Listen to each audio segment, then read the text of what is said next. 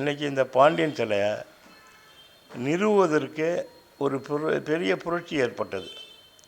அது எதனால் உருவாக்கப்பட்டது என்றால், இந்த பாண்டியன் சிலை சம்பந்தமாக அரசாங்கமும் எந்த முடிவும் எடுக்கலை, இந்த சமூகமும் அதுக்கு எந்த முடிவும் எடுக்கலை. இந்த சூழ்நிலையில்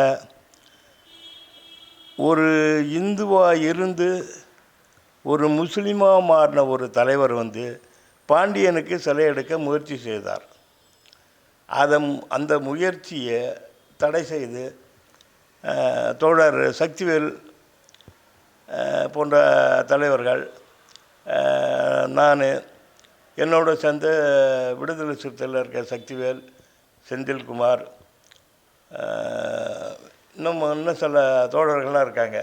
அவங்களாம் ஒன்று சேர்ந்து இந்த சிலையை அமைக்க முற்பட்டவங்களை தடுத்து நிறுத்தி, அந்த சிலை வைக்கிறத அந்த புரட்சியை யார் உருவாக்குனாங்களோ அவங்க தான் அந்த சிலையை திறக்கணும். அரசியலுக்காகவோ மக்களை திசை திருப்பவோ இந்த சிலையை மற்றொரு நபர் திறக்கக்கூடாது, வைக்கக்கூடாது என்ற நோக்கத்தில் அதை தடை செய்து அந்த சிலையை காட்டுமன்னார்குடியில் ஆருட மகாஜன சங்கமும் தலைவர் இளையபெருமாள் உருவாக்கப்பட்ட இந்திய மனித உரிமை கட்சியும் சேர்ந்து பாண்டியன் சிலையை நிறுவினார்கள்.